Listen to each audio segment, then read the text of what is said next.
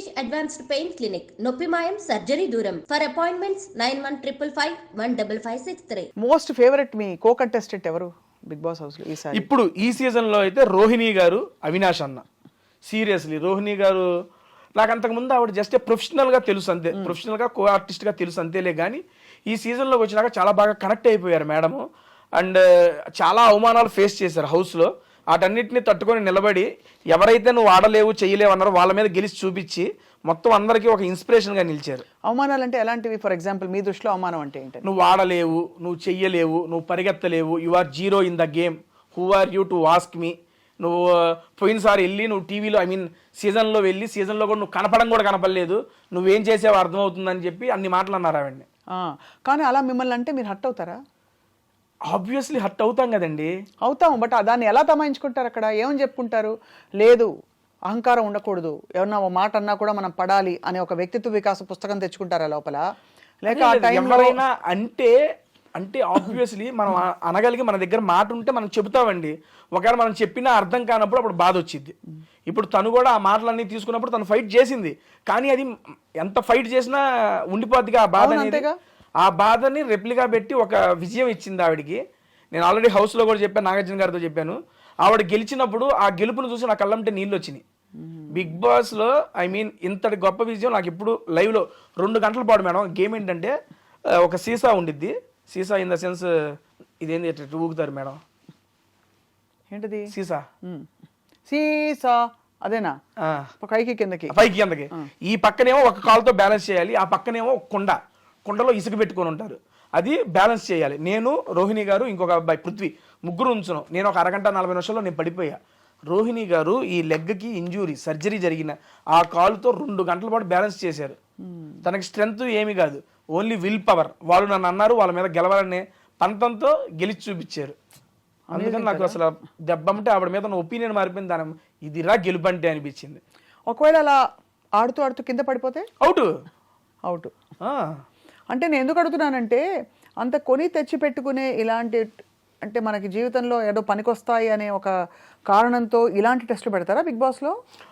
Madam మీకు ఎలా అర్థమైంది బిగ్ బాస్? అసలు బిగ్ బాస్ అనేది నాకు పర్సనల్గా ఏంటంటే మేడం, ఎమోషన్స్ కంట్రోల్. నేను హౌస్లో కూడా చాలాసార్లు చెప్పాను, మన ఎమోషన్స్ని కంట్రోల్ చేసుకోగలగాలి.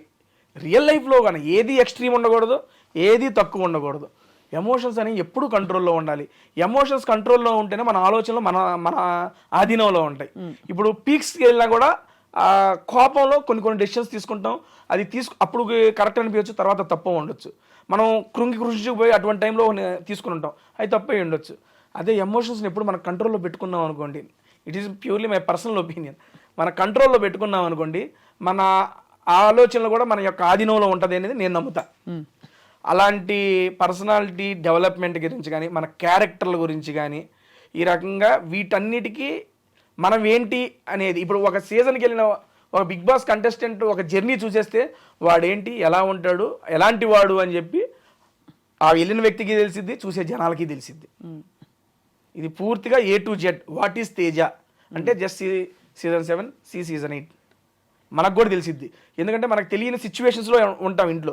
అటువంటి సిచ్యువేషన్లో మనం ఎలా ఆలోచిస్తాం, మన మైండ్ ఎలా ఆలోచించిద్ది, దానికి మనం ఒకవేళ వచ్చిన దాన్ని మనం ఎలా తీసుకోగలం, రిప్లై ఎలా ఇవ్వగలం, వీటన్నిటిని ఏంటి మీ ఈ మొత్తం ఎక్స్పీరియన్స్లో మీరు తెలుసుకున్న, మీరు చిన్నవారే కాబట్టి మీ జీవితంలో మీరు తెలుసుకున్న most important thing in life ఏమిటి తేజ? చెప్పేగా ఈ 3 నేర్చుకున్నాను బిగ్ బాస్. నేను ఫస్ట్ చెప్పే కదా, ఇవి చెబితే చెబుతారులే, నేను రియల్గా ఎక్స్పీరియన్స్ చేసి ఈ 3టిని లైఫ్లో ఇంప్లిమెంట్ చేస్తున్నా. ఒకటి మొహమాట పడకూడదు, అందరినీ సాటిస్ఫై చేయాలని చెప్పి ఎప్పుడు చూడకూడదు. ఎందుకంటే అందరూ మనుషులు, అందరికీ ఒకేలాగా అర్థమైద్దని లేదు. నెక్స్ట్ ఇంకోటి, వచ్చిన దాంతో సంతృప్తి చెందు, ఇంకో దానికి ప్రయత్నించు. రాలేదని చెప్పి ఎక్కువ దాని గురించి బాధపడకు. సీరియస్లీ లాస్ట్ టైము మా అమ్మ రాలేదని చెప్పి నేను పెట్టేసుకున్నా మనసులో, నాకు ఉండిపోయింది. నేను 9 వారాలు ఉన్నా, నా ఇదికి నాకు చాలా ఎక్కువ అది. దాన్ని నేను 9 వారాలు ఉన్నా కదా అని తీసుకోకుండా అమ్మ రాలేదు కదా అనే పట్టుకొని నన్ను నేను చాలా ఇదైపోయా. అలాగే ఈ సీజన్లో అమ్మ రావాలని ఒకటే పెట్టుకుని అమ్మ వచ్చేసింది. ఇంకా టాప్ 5కి వెళ్ళలేదు, కప్పు కొట్టలేదని పెట్టుకోవాలా, అమ్మ వచ్చింది, చాలు మూసుకో, నీకు ఇది చాలు, ఎక్కువ ఎక్స్పెక్ట్ చేయకు. నాకు నేను చెప్పుకున్నా, ఐఎమ్ ఫ్రీ బర్డ్, చాలా హ్యాపీగా ఉన్నారు. మీ వీడియోస్ కంటిన్యూ అవుతున్నాయా? హ్యాపీగా. నేను నిన్నగాక మొన్నే వచ్చాను, ఇంకా స్టార్ట్ చేయాలి వీడియో ఏమి. రేపు అమ్మతోనే ఫస్ట్ వీడియో చేస్తున్నా. అబ్బా, ఎక్కడ తీసుకెళ్తున్నారు అమ్మని? అమ్మతోనే ఫుడ్ వీడియో, ఒక రెస్టారెంట్ అనుకున్నాను, వెళ్ళి అక్కడ ఫుడ్ వీడియో చేసి నేనేం చెప్పను, నా బిగ్ బాస్ జర్నీ మీద ఇప్పుడు మీరు ఎలాగైతే అడుగుతున్నారు, అమ్మ నువ్వు చూసావు కదా నీకేమనిపించింది, మా అమ్మ క్వశ్చన్లు అడుగుతా ఉంటుంది, నేను ఆన్సర్ చెబుతా ఉంటా.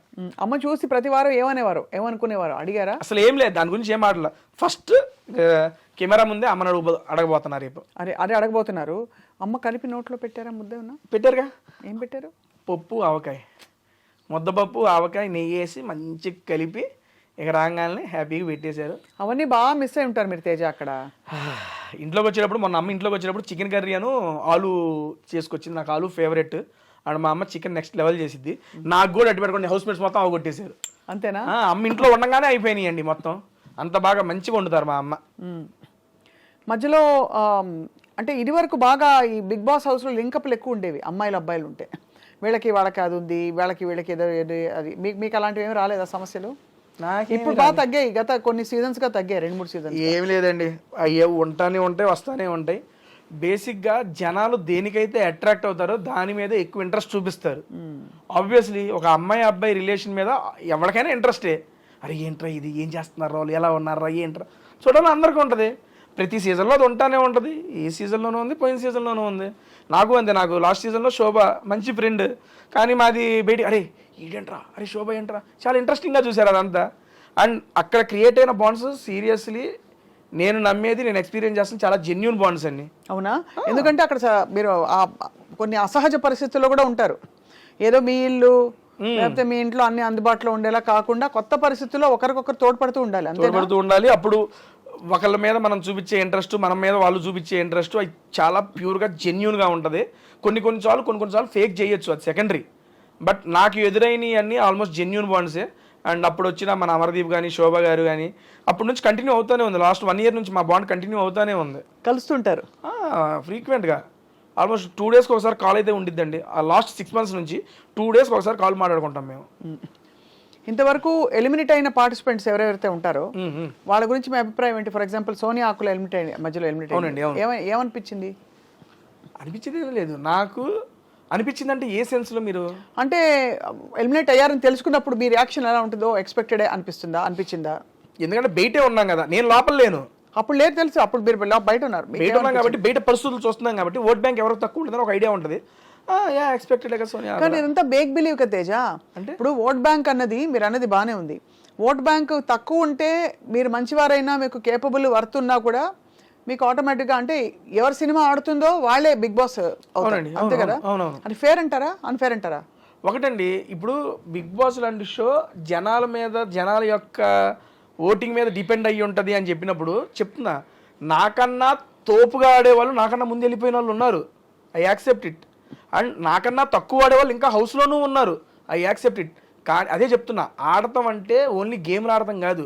బిగ్ బాస్ లోపల అడుగుపెట్టిన దగ్గర నుంచి మనం చూసే చూపు, చెప్పే మాట, చేసే కవలికలో మనం గెస్చర్స్ ప్రతిదీ ఇంపార్టెంటే. ఏ పాయింట్ ఆఫ్ వ్యూలో ఏ మనిషి ఎలాగ జనాలకు నచ్చుతారో మనకు తెలియదు.